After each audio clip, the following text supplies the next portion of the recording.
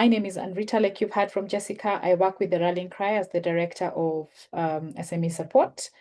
And I'm really looking forward to not only telling you more about the Rallying Cry and the work we do, but also sharing our experience with the CGR Food Systems Accelerator and how we were able to support the SMEs. So in the interest of time and without much further ado, I will get right into that. So our agenda for the session today, at least for Frazer and I, will be very simple. Like Jessica said, we can continue doing our introductions in the chat.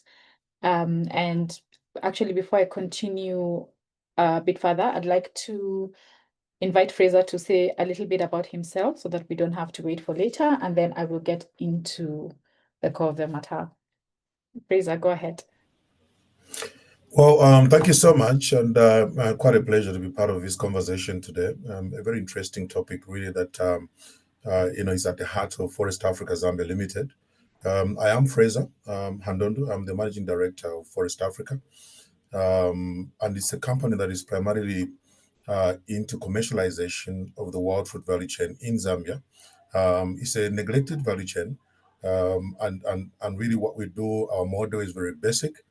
We integrate rural communities who are the primary harvesters of these wild fruits into the value chain, and then we aggregate these wild fruits. We bring them for processing at our factory, and then we feed and distribute into the retail network the wild fruit-based products that we are making in Zambia. So that is largely our model, and I'll share a lot more detail during my presentation. Thank you so much, Anrita. Thank you as well, Frazer. We're looking forward to hearing more on that. So like I said earlier, our presentation or sharings will just be mainly in two main sections. I'll share our journey and structure around the technical assistance we're able to offer the agri-SMEs, and then spotlight Frazer and his SME and invite him to share what the experience was and what impact they have seen so far through mainstreaming GESI into their business model. Allow me to start by briefly telling you more about the Rallying Cry, which is an ecosystem builder and player. And our key mandate is to drive inclusive leadership and investments at the intersection of climate and gender. And we do this by building capacity for women-led and women-owned businesses and agribusinesses specifically in East and Southern Africa. And by building their founder resilience as well as their business resilience, we also move forward to bridge capital or create capital linkages, specifically for fit-for-purpose capital to investors who understand how agribusiness models work and who are able to provide the right kind of capital that the SMEs or the agribusinesses we work with need. We also work with other ecosystem players, including fund managers, to build their capacity around understanding gender and how that can be integrated into their climate-focused investments for them to be able to meet their investment goals. And by providing both the leadership and business resilience development for agribusinesses, and at the same time working with other ecosystem players and fund managers, we are slowly building that link between the two and bridging the gap, allowing agribusinesses like Forest Africa and Frazer here to access the capital they need, not only to scale their businesses, but also to scale the climate impact and gender and social impact that they're already having. So we were brought on board as a delivery partner for the CGR Food Systems Accelerator. It was an excellent opportunity for us. We worked with an amazing 2 cohorts of SMEs, and we were able to deliver technical assistance and support their development and actual implementation of GESI practices. So that was our role for the Food Systems Accelerator.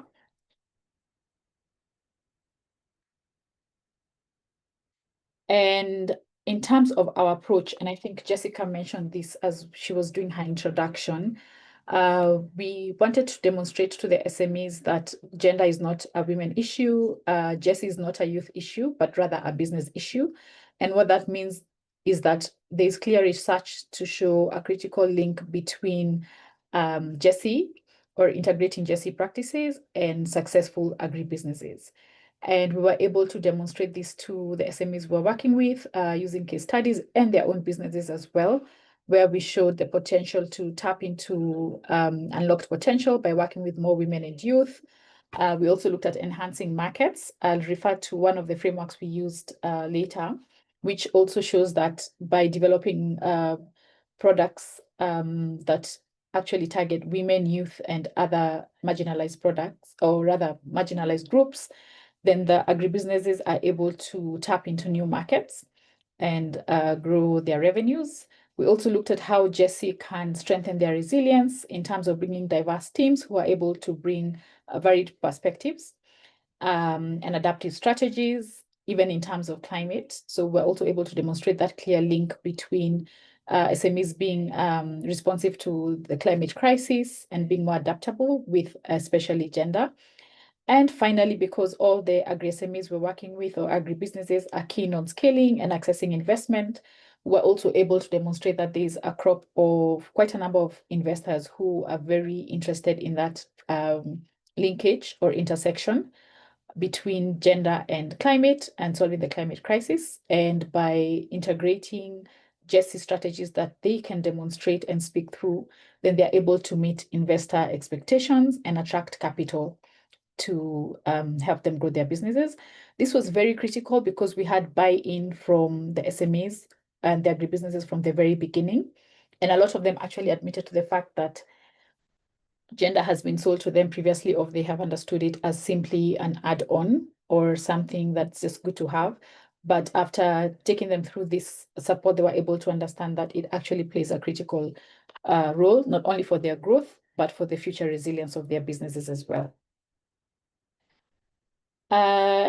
Still in doing that, we were able to make a case as to why women and youth actually require more support and targeted support.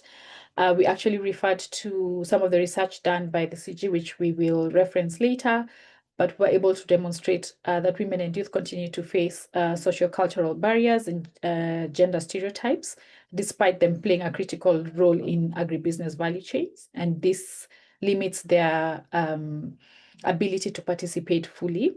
They therefore require additional support for them to be able to be integrated into the sector. And at the same time, the financial policies that exist, especially in East and Southern Africa, and the technologies as well, continue to be additional barriers for them. And we did have to convince the SMEs, which was they were actually all able to see that they, as founders, they have the opportunity not only to create gender and climate and social impact, but as well to enjoy the benefits from that, like I said earlier, in terms of building, future-proofing their businesses, as well as growing their revenues and markets. In terms of the approach we used, it was quite simple. We made or applied a simple approach so that the agribusinesses would be able to apply and adapt this post the program. And I'm happy to report that even as we interact with them post the program, a lot of them report that they've been able to continue developing and integrating GESI practices through this simple approach. The first step was basically helping them understand where they stand as a business in terms of GESI and GESI integration. And we did this by developing a simple assessment or score sheet, which we were able to implement together with them, and using a very simple checklist and questions to evaluate their inclusivity, we were able to help them understand where they stood. And the checklist was developed using frameworks, including the 2X criteria, the gender at work framework, as well as the business responsive, gender responsive, business model canvas. The second step was then to look at where they stood and look at the resources they had and the objectives in terms of GESI, and sit down and prepare for each one of them a gender action plan. So what areas would they be able to prioritize for improvement over the next quarter, 6 months, 12 months, 18 months, and so on, so that they were able to break this into an actionable, implementable process, and not just have these plans as good to haves or have them sitting on their shelves collecting dust. So by making it very simple and developing very simple action plans, while looking at their resources, also helped us to develop practical plans. And finally, we encourage them to continue tracking their progress to see where they're falling behind or where they can improve. And that was quite helpful as well. In the interest of time, I'll speak very quickly to the frameworks that we used. I've referenced the 2x global criteria. And this is one that looks at different elements of GESI integration, including ownership of the businesses, leadership in terms of both boards and management, employment both internally and along the supply chain, as well as products and services that are targeted to women and youth in that case. So we're able to score them on this, and we're able to see where they're falling short, where they're actually doing really well, and we're not even aware of it, and where they could improve. And this information was used then to build the action plans. We also used or made reference to the gender responsive business canvas model, like I had mentioned earlier, and we looked at the 9 key elements that are looked at. Of course, the businesses were all familiar with this tool, but only from a business strategy angle. So we're able to look at it and ask the question for each of these elements, how can they integrate women and youth so that they're able to be more inclusive, but also future-proof their businesses. Yes, and that is it. I'll also just briefly say that we also made reference to research that has been done by the CGE using the Gender at Work framework that also helped them understand critically what are the existing barriers that women and youth face in their ecosystems. That was very interesting because the research actually made use of data in the countries that the agribusinesses were operating in. Yes, so without taking too much time, I'd like to invite Frazer to go ahead and take us through his experience and how integrating GESI strategy has influenced his team and his business as well. Frazer, over to you. Yeah, thank you so much, Anrita, for that elaborate explanation. Very, very grateful again to be part of this conversation. I think it's really at the heart of what we do at Forest Africa, the mainstreaming of gender equality and social inclusion. As I'd introduced myself, I'm Frazer Handondo, Managing Director and Co-founder. I must mention that Forest Africa is, in fact, a woman-founded business. There's Fahana, who could have been part of this conversation, but I'll ably represent her, this afternoon. So before I get into the details of the presentation, I just wanted to share something about, the Food Systems Accelerator Program. At the point when we saw the call, we applied, and I'll try to be as brief as I can on this, so I don't chew much time. And when we applied, particularly coming from non-timber forest products, wild fruits, we applied and we were then, onboarded onto the program.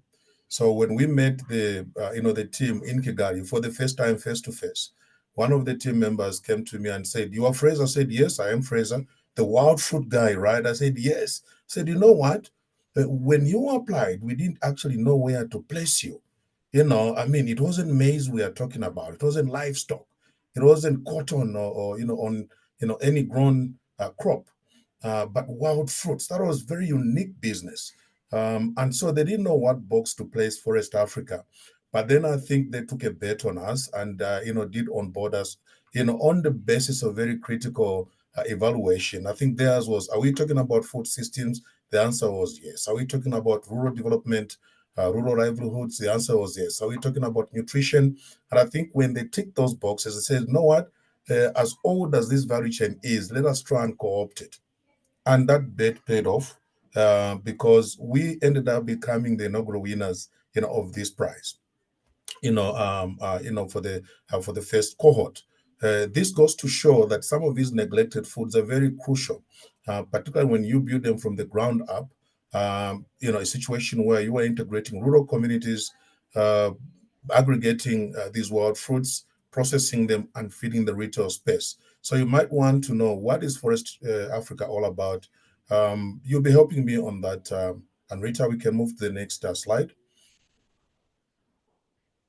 Right. So about Forest Africa, incorporated in 2017, 2020, we started the operation where we literally built the Zambian, indigenous wild fruit from the ground up to where we are today. And I'll be able to show those figures not too long from now. And really, our core business is to deal with a neglected value chain, because we believe that food systems on the African continent cannot be strengthened to the exclusion of that which is actually homegrown solutions, and some of which are these wild fruits that have not seen the light of day in the in the shelves, until some of our SME like Forest Africa started bringing them into the commercial mainstream.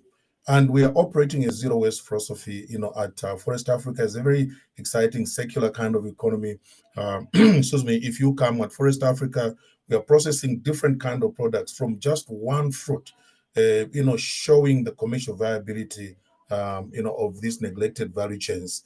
We are now sitting at 70,000 liters of, juice that we are processing a month, and reaching in excess of 400 outlets across Zambia.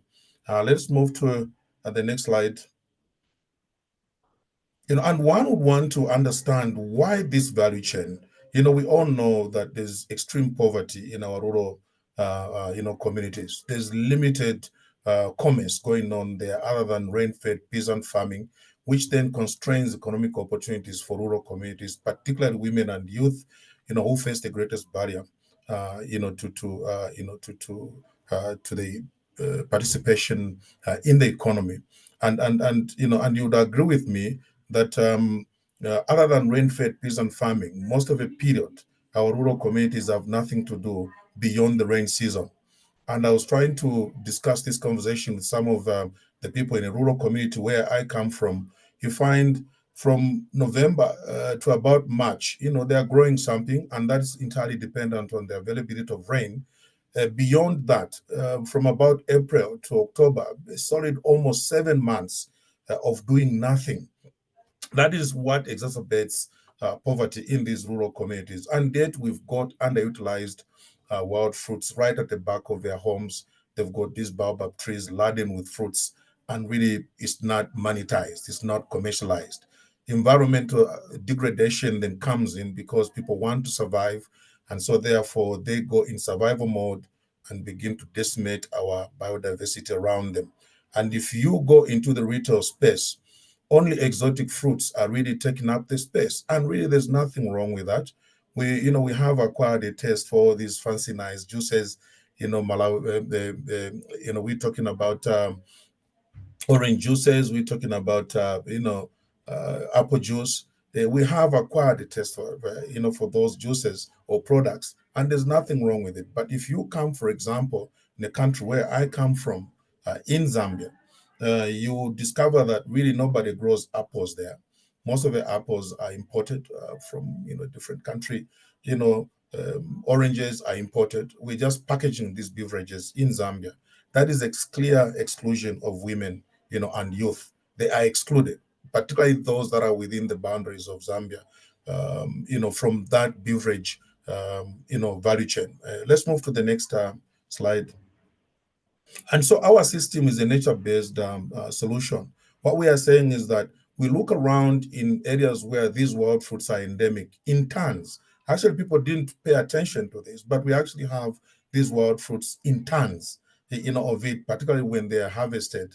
We had a visitor, from the Food Systems Accelerator program, who came and, to visit us at Forest Africa and said, I've never seen so many baobab fruits in one place. So what we are trying to do is to empower rural gatherers while preserving biodiversity, and thereby creating an entry point for creation of community forest management groups. For now, we just tell people to stop cutting down trees without giving them an alternative. For example, we're now sourcing from about 200 households at the present moment, and in those households we've got about 5 people or so, giving us a number of people that we're impacting to about 1,000 participants in this value chain.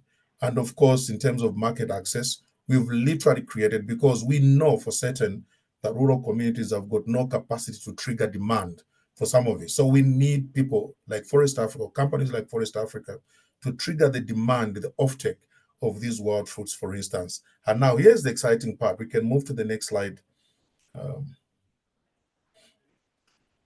Right, and so what you tend to see is that at the time that we joined, the Food Systems Accelerator Program, we are now sitting at 67 percent female workforce. 39 of our people are female out of 59. So that makes it 19 people. Why? Because the value chain in which we are operating is actually women and youth dominated. So for us, the mainstreaming component came, as a necessity, and indeed not just an add-on. It was very crucial for us to do this, and it's important to actually see women participate in this value chain because women, are excluded at various levels, of participation in the economy. So seeing them participate and bringing Forest Africa to where it is today is a very exciting journey for us. We've got 5 out of 6 people in leadership at Forest Africa. And of course, the majority of these women, rural gatherers are in fact women and youth. And we are talking almost 90% of participants in there. Let's move to the next slide. Right. So clear improvements on our part. Before the CFSA technical assistance, we never really had any, clear traction or tracking of gender matrices at Forest Africa, majority women youth harvesters, but not in a structured manner. We were just around 200 outlets then, processing around 15,000 a month. No formal GESI action plans or impact measurement and management tools in place, limited product diversification and nutrition linkages. But post CF Food Systems Accelerator Technical Assistance, you can see a clear improvement in terms of crucial parameters at Forest Africa in terms of gender equity and social inclusion. Sitting at the 67%, we're talking about improvement to 1,000 people that we're impacting. We've now moved in the novel value chain. We are supplying all the chain stores in Zambia with these very unique wild fruit beverages and products, and we've increased, of course, our productivity to 70,000 liters a month. And of course, we do have a gender action plan that I'll be able to share a bit in detail in the next slide. And one of the most crucial output of the FSA system was the nutritional side that also impacts lactating mothers and so on. For example, through this particular program, we came up with a baobab seed milk, one of its kind, a vegan-based product from baobab fruit, which I think we have started now selling it on the market, and it is been widely accepted. And you can say a very interesting story from Annette. She's been with us for the last 4. Now this is the 5th year of supplying. Last year in Zambia, we had a very serious drought. Maize had died out, but something interesting was happening. Whilst our crops were dying, our wild fruits were laden with fruits. It was doing so well, and these women came to supply to Forest Africa, and this is one of the testimonials we had. They had to buy food from the city to take back to the village. Usually, the way it is arranged in our setup is that people in rural communities have got their own food. They grow their own food. So through this wild fruit value chain, we had people like Annette Samunyanga here, having a very serious lifeline through a neglected value chain. The next slide, Anrita. And here are some very clear, GESI outcomes for us. We have created market access, for a value chain where women are predominant players. Therefore, by buying, from them, off-taking these wild fruits from them, we are actually leaving the money where it should belong with those people that are stewards, of the wild fruit value chain for us. We have created that needed alternative livelihood for rural communities. And what is interesting about wild fruits is that, nature's got a way of spreading itself. So you find there those fruits that are available in the first half of the year and those that are available in the second half of the year, creating that much needed alternative livelihood for rural communities. And of course, the superfood economy that is largely dominated by women because they're the people that are very good at harvesting this. Coming from a village, I've never seen a man going to harvest fruits and bring them. It's usually women that participate in this value chain. So for us, indeed, it's a very crucial aspect. The nutritional aspect as well goes through beyond just the consumers there. If you go to our social handles, you see women saying this was a very useful product for me, during the time when I was, breastfeeding, and so on and so forth. So those are some of the issues that you can see that we've designed products that not only create, financial opportunity for, rural women and youth, but also driving nutrition on the other side. And what you are seeing here are some of the products that we are producing. We are trying to demonstrate that the wild fruit can actually, do as much as any other, fruit can do. And you can see jams there, you can see the yogurts there, you can see the baobab oil. All of these items are now, being fed into the retail space on the Zambian market. Next slide. And so we're just talking about scaling. How do we then impact more women and youth? We need to make sure that this expansion is sustained. And now that we've reached the stratosphere of supply on the Zambian market, our next move now is to try and expand into the regional market, which is very, very crucial. So we can impact a lot more women than we are currently doing as a growing SME. And, what you are seeing here is a direct product. That picture there is the direct result of the Food Systems Accelerator Program when we were exposed to experts, that came to help us. I must mention that we had a repository of experts that really, as SMEs, we might not be able to pay them ourselves, but we had them free of charge through this kind of engagement, and it brought a whole lot of unique experiences for us, driving our growth. We were de-risked in the process. We understood what we needed to do, and that particular product there is one that will make waves on the Zambian market because it's extremely unique. No dairy, by the way, involved there, but it will taste borderline, similar to a dairy product. So it's a very, very wonderful product that we have there. And so we know that our financing, that we're looking for close to $500,000 to try and, continue, developing this value chain and grow beyond the borders of where we are currently supplying.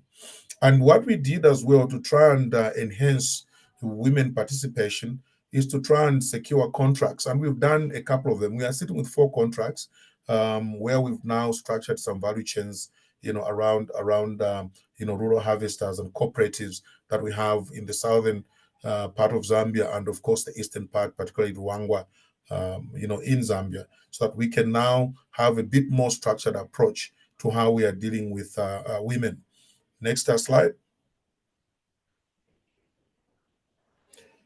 Right, and you can see the baobab fruit there. These are the tons of the fruits that we get from the women. It's just a little glimpse of what we usually have at our factory. But we had some very clear lessons and reflections from the Food Systems Accelerator Program in terms of combining science and business, which has resulted in serious resilience for us. And we know that when you combine this, you are able to produce data which investors want. And we know that our growth as Forest Africa will ultimately be, growth for the rural participants who we've integrated in this novel value chain. We're talking about gender inclusion, driving, growth. And this is what, for example, and Rita was explaining, what they tailor-made, a specific approach to us to understand, for example, where we are as Forest Africa. We did an action plan. We looked at it from an external perspective. We looked at it from an internal perspective. How do you mainstream gender in all of this? Starting from even the structure of our factory, do we have policies around, at Forest Africa? How do you capture impact? There was a lot of things that were built, and given to us during that technical assistance period, which we believe now we are able to share with any investors at any particular point.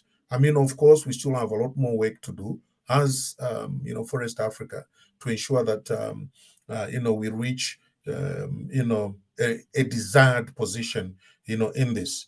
So, and this is very crucial for us. The next slide, and Rita. Right, and this is where we are as Forest Africa. All we are saying is that we need to scale up our achievement. which is very crucial. GESI mainstreaming for us, indeed, to borrow the word you had used, Anrita, is not an order. For us, it is a way of business. At Forest Africa, it is what we need to do. It has made a huge difference for us to have diversity, of a team. And we've seen that having that diversity drives growth. And I must proudly mention that Forest Africa is making a huge difference on the Zambian market. In terms of the different unique products that we are offering, and of course, we built resilience, in our company, and there is our vision as Forest Africa. So thank you so much, Anrita, for sharing that. I suppose looking at time, let me end here now. Thank you so much.